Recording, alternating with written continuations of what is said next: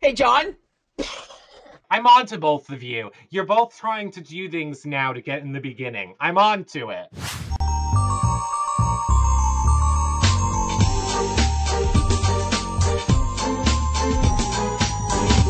I may live in Seattle, but I always have a sunny disposition.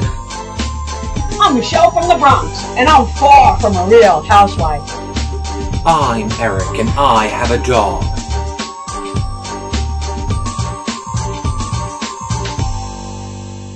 Hey everybody, and welcome to a summer of fun recapping right here at Reality Recaps. We are so excited to kick things off right now with your Real Housewives of New Jersey recap. But make sure you stick around to the end of this video because there are lots of special announcements. We have big things coming up, so if you like other shows besides this one, you're not going to want to miss it at the end of the video. Now, you know the deal. You can follow me over at Twitter. I'm at Reality Recaps. But let's see who else is here to talk Housewives of New Jersey. Hey everyone, we're back and we're talking about New Jersey. Follow me at Comedy John on Twitter, yo.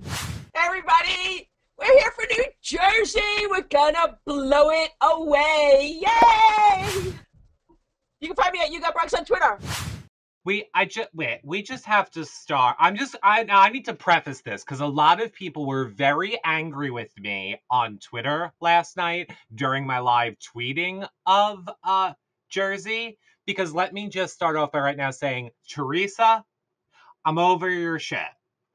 I'm over you. I don't like you anymore. I was very anti-Teresa, but at the end of tweeting last night, people actually said to me, so you don't like Teresa? No, I don't. And I'm going to say it. I don't care. Do you know who's worse than Teresa? No one. Melissa. The devil. No. Joe, her husband. You know, I think he's just that, he's that typical Guido macho guy that I have ran into time and time again out on the streets, and he's just never ever been confronted with the right person to put him in his place that results in a fight. So I might say Rosie might be the one, since it's not me. Clearly it's not going to be me. Maybe Rosie will be the one to finally say, yo, Juicy Joe, chill. Joe's an ape. He's an ape who's learned how to speak, okay? And what he says, I don't like.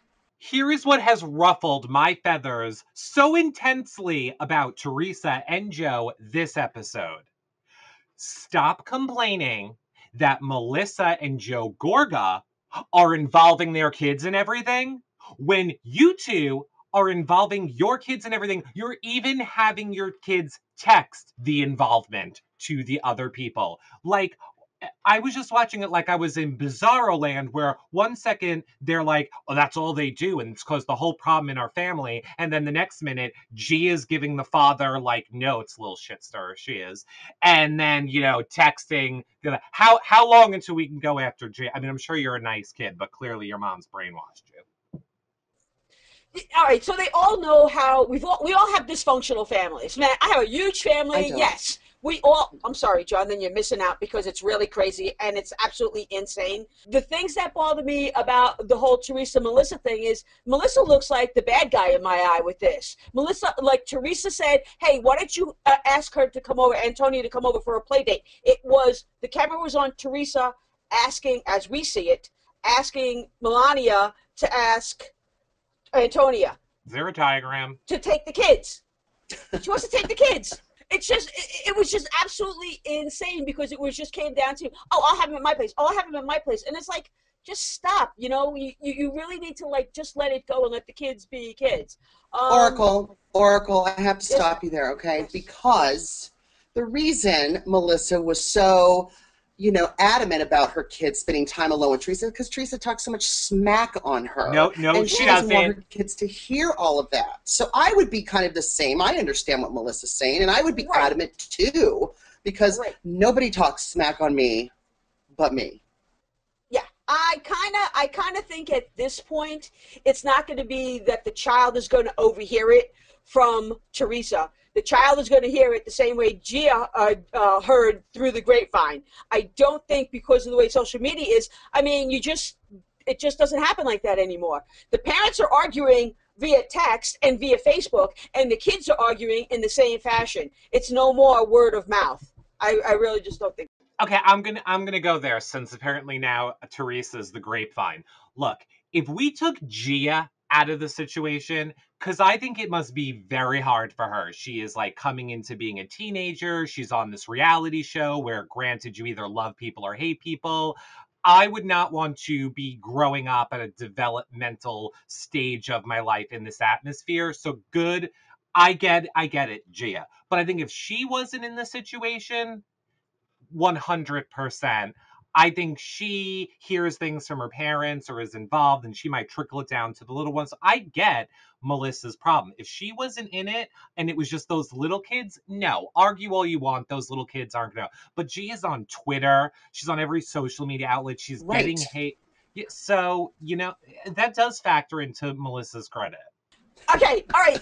So they actually started the show with the whole Sandy thing, and we got to see how much devastation was down over at the South Shore. When Gorgas went into their house, that whole front door was all in one piece. So you can't tell me that you didn't have a crew go in there and clean it up.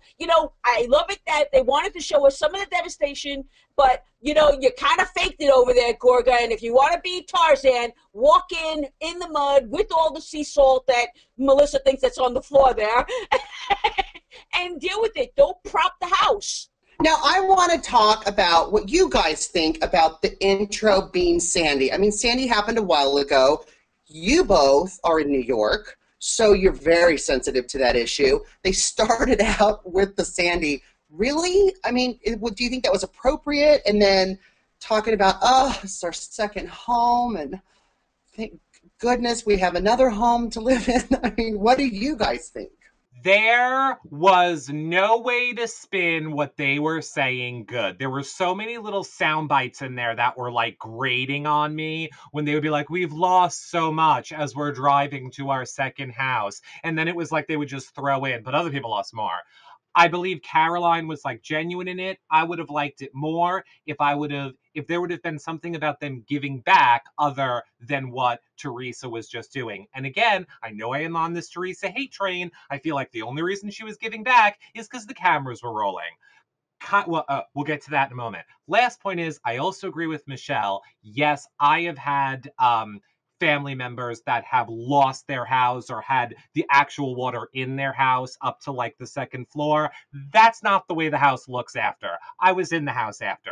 There's mud and seaweed and every other thing. So either you brought people in to mess up the house, insurance, or, it's not as bad as you're pretending it is. Either way, I don't want to get into a whole big thing about it. You guys do you, make an entertainment show. I just wish you would have done a little bit more, to give back, actually. That's all. But that we got to see. Maybe you all are good donators, but I would find it hard to believe that half of you wouldn't be pimping that if you were. So kind of like, I think Teresa did the give back because the cameras are rolling, kind of like the whole letter thing. The whole, let's communicate with the kids now. All the scenes up to that, we were saying how it's been a year since they've all been talking. But now that the cameras are rolling, it is okay for us to get our families together. That, to me, is so transparent. So in the end, when Teresa's like, I want it to be real for my kids, then how about you do it when the cameras aren't rolling, Teresa? Stop doing everything for the media. Oh, I am so angry about her. And give us more Jacqueline. Give us more, Caroline. I want to see more of that. I don't want another season of Teresa and Melissa nonstop. I love it. I love it a little bit. Let's branch out. I don't know if I want more Caroline. I'm starting to understand Dina's issues with her. Mind your own business, really. I mean, how many sit-downs did she have with Joe Gorga? This is a perfect part for everyone to comment below or tweet and let us know what you guys think, and then I'll leave it to all of you. I kind of got the feeling the edit of this episode is leaning towards this season. Caroline, not happy with Melissa. There is something that we don't know or something behind the scenes, but clearly in all the little snippets this episode, Caroline has been kind of getting digs in at Melissa, and it seems like it's ramping up to something. So comment below and let us all know what you guys think, and what do you guys think? I definitely think that Caroline is going to be more involved with seeing the true colors of Melissa. And yes, everything that they had showed us with Melissa being on the table towards like one of those, the end of the preview. Yeah, I think it was pretty interesting. Here, you guys can also comment about this below. What do we think Melissa could have done that's so bad that Caroline is getting angry about? Like just the whole She lied. Oh, what did she lie about, Oracle? Maybe everyone will have to tune in to hear it later on when it starts to get revealed in the shows. Yeah, she's not happy. The only thing that would make Caroline ever mad is a lie. If she came forward with the truth, Caroline would be able to handle it. But if she lied about the truth, so that's the only thing that I'm saying. So Melissa's been on lying, and denying. And I have a funny feeling that Caroline's going to see something. And of course, with the preview and then showing Melissa standing on the table, dancing, and somebody's making it rain out there, I have a funny feeling that that's where it's going to come into. I loved how Rosie looked, and I felt so bad for her because even before I met Terry, I dated so many online, and I totally can identify with somebody arriving over 300 pounds with rotten teeth and smiling at you. Oh, I was dying. I almost peed a little bit. Rosie, listen, I know it's hard dating in New Jersey, but girl, if you're going to keep wearing an ascot, it's only going to get harder. You know, I get it. There's not a lot of pickings out there, but lose the ascot. Go back to who you are. Don't let them make you up. You're not a frou-frou type of chick. We see who you are. The real lesbian sees who you are. Did what's her face? Did Jacqueline not have the best line of the night? And who wants? Should we give it to her? Should we let her? Fine, Jacqueline, here, you do it. Gorga Giudice family drama. It's right up there on my priority list with bleaching my asshole. Oh my God. I couldn't have done it better myself. Good one, Jacqueline. So based on the preview, Caroline has the apartment because her and the husband are separating, right? Dude, there was nothing in the house. She's extremely practical.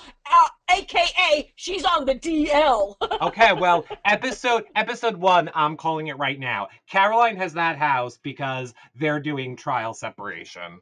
All right, so, yeah, on top of all of the other faux pas that were out there, when Teresa and Joe was actually, before the whole text back and forth control play date move went down, Joe was getting a little buzz and looking at Teresa like he was, like, ready to do her right on the table. And they had a small little conversation that was irrelevant to the family crap, and they wanted to refer to a song. And neither one of them can get it right because they said, dust in the air. And I love how Bravo leaves this stuff in because we know it's Dust in the Wind and it's by Kansas. And I don't know if Eric wants to play a clip or not to get us out of this, but that would be fine with me. Did Teresa and Joe ever get it right? I'm not going to play a clip to get us out of this because I'm not going to support Tweedledee and Tweedledummer who can't rub two sticks together to figure out the name of the song is Dust in the Wind. Apparently they can rub two sticks together because they have 3 kids. They rubbed something together. I don't know if it was sticks. So before we wrap up, we need to talk about, finally, the playdate happening, going to the beading ceremony, and Teresa and Melissa not being happy with each other, and the little communion gate. So you guys go. What are we thinking? I think that somebody should have bought that sink is what I think. I think it was horrible. You don't know what sink I'm talking about? There was a sink that they both wanted that was made out of beads. Oh my God, forget it. Figures the lesbian would be paying attention to the sink in the beading store. Hey. I thought it was stupid that they didn't let the kids be kids, and I saw it was obvious that Teresa was like ready to go off, and Melissa just wanted to have control, and I was just so over Melissa at that point. Wow. Teresa was right. I wanted Melissa to lunge across the table and smack Teresa in the face. With Teresa's like, oh, when's the communion? Oh, we're both doing it on the same day? Well, then one of us is going to have to change it. I would be like, yeah, go change it then. Damn. Yeah, she controls everything. She takes no responsibility for anything. It's always everyone else's fault. She can barely speak English. I mean, I think I didn't see the sink because I started walking around the room. I could still hear her screeching, but I start to shut down when Teresa speaks. Shut down. Well, there you go. And I'm pretty sure all of us didn't have Fendi purses when we were 12. No, I didn't have a Fendi. Yeah, that bothered me a little bit, you know, but whatever. You know, they got money. They're living in Franklin Lakes and Saddle Heights. Isn't it Heights? Bergen County. Dust in the air. Dust in the air, Franklin Heights. All right, you guys know that I don't sing like John does, so it's great to be back. I hope you guys like what we're doing. John, don't spit your coffee at me. You can follow me at YouGotBreakfast on Twitter. See you next time. Bye! Glad to be back talking about Jersey. Thanks for watching, guys. See you next time. Well, that about wraps up the show for this week. Now, look, we have so many special announcements, I'm going to try and get through them as quickly as I can. First up, for all you fans of this recap and The Real Housewives of New Jersey, we are going to be covering it all season long, with the exception of the next 2 weeks. But don't worry, we will still be on social media and interacting with all of you guys, so make sure you head over to yourrealityrecap.com and follow us on all your favorite social media websites. There's a good incentive.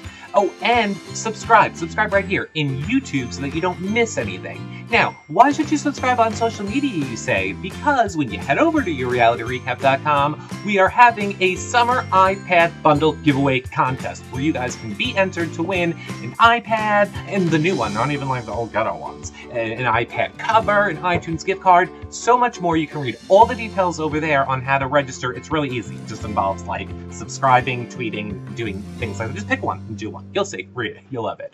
Okay, lastly, the reason we're not doing shows for the next 2 weeks is we're working on production of some other secrety things, but if you've subscribed to this YouTube channel, you probably already know what it is. And if you haven't, then you probably should. Over there, down there, anyway, I'm not sure where it is. But you go do it, and you'll find out. Comment and talk to us all about it in the comment section below. And we'll see you guys all soon. Bye for now.